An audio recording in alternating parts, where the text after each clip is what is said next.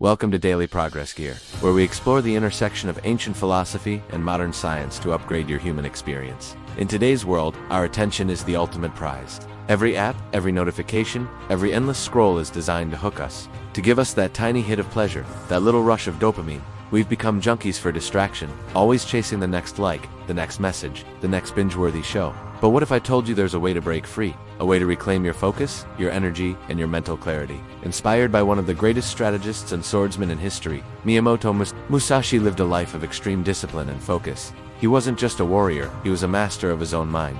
His legendary text, the Book of Five Rings, is more than a guide to combat heats, a blueprint for mastering oneself. He understood that to win any battle, external or internal, you must first conquer your own desires and distractions. Today, we're going to adapt his ancient wisdom into a modern-day battle plan. A 4-stage dopamine detox, Musashi style. This isn't just about quitting social media for a day. It's about fundamentally rewiring your brain to find joy and fulfillment in reality, not in a digital illusion.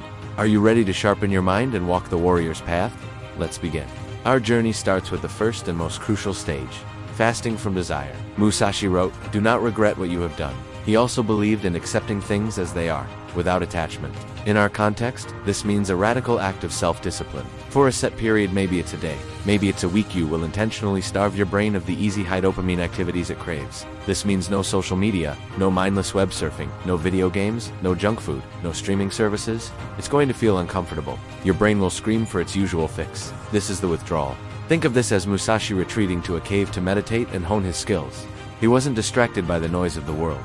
He was alone with his thoughts, his sword, and his purpose. Your cave is this period of fasting. You're removing all the external noise so you can finally hear yourself think. This initial phase is the hardest. You'll feel bored, restless, maybe even anxious. That's a good sign. It means the detox is working. You are breaking the addiction cycle. Musashi taught that the true path has no shortcuts. Embrace this discomfort. It is the crucible in which your new focus will be forged. This isn't about punishment. It's about liberation. By willingly giving up these fleeting pleasures, you are taking back control from the algorithms and advertisers that have been running your life. Now we move to stage 2, simple joys. After the initial shock of the fast, something incredible begins to happen. The world starts to come back into focus. This is where we apply another of Musashi's principles. Perceive that which cannot be seen with the eye. With the constant digital noise silenced, your senses will start to awaken. The goal here is to rediscover pleasure in low dopamine, real-world activities. Go for a walk without your phone. Feel the sun on your skin. Listen to the sounds around you, the birds, the wind, the city's hum. Read a physical book. Write in a journal. Have a real face-to-face conversation with someone without a screen between you. At first, these activities might feel boring. Your brain, accustomed to the fireworks of 1,000 notifications, will find a quiet walk underwhelming. But stick with it. Musashi found profundity in the simple act of practice, repeating a sword strike thousands of times until it became perfect. In the same way, you must practice finding joy in simplicity. You'll notice the taste of your food more intensely. The satisfaction of finishing a chapter in a book will feel more meaningful. You are recalibrating your brain's reward system. You're teaching it that fulfillment doesn't have to come from a screen. It can be found right here, in the present moment. This is the warrior's mindfulness, a state of calm. Present awareness that allows for clear thought and decisive action. Welcome to stage 3, the waiting body. Musashi understood the deep connection between mind and body. He wrote, "Both in fighting and in everyday life, you should be determined though calm." A warrior's body is not a machine for instant gratification. It is a vessel of patience and power. This stage is about reintroducing discipline into your physical life and learning the art of patience. One of the best ways to do this is through exercise. But not just any exercise. Choose something that requires focus and discipline like running, weightlifting, martial arts, or yoga. When you're pushing through a tough workout, your mind can't wander. You have to be present. You have to focus on your breath, your form, your next move. This physical effort cleanses the mind. Another key part of this stage is practicing delayed gratification. Want to check your email? Wait 30 minutes. Feel the urge to eat a snack. Drink a glass of water and wait 15 minutes. This might sound small, but you are training your patience muscle. Musashi would spend years perfecting a single technique. He knew that true mastery comes from sustained effort, not from quick fixes. In our world of one-click purchases and instant downloads, we've forgotten how to wait.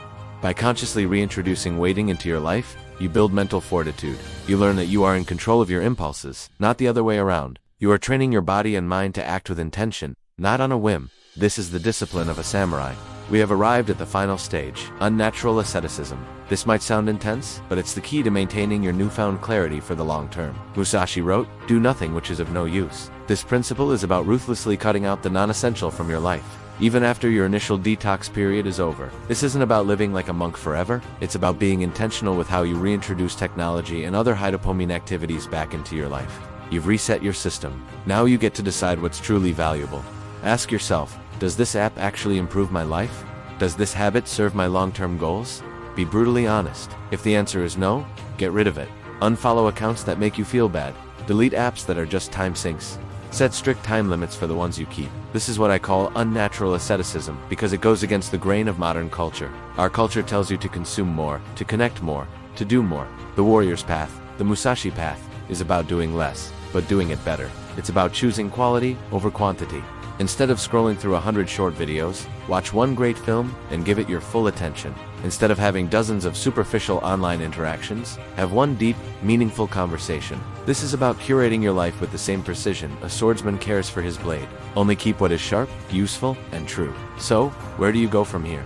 You've walked the 4 stages: fasting from desire, rediscovering simple joys, training the waiting body, and embracing unnatural asceticism. This isn't a one-time fix. It's a new way of life away, as Musashi would call it, the path of the modern warrior. You will slip up. The temptations of the modern world are powerful. But as Musashi said, if you know the way broadly, you will see it in all things. When you get distracted, don't beat yourself up. Simply acknowledge it and return to the path. Return to your breath, return to the present moment.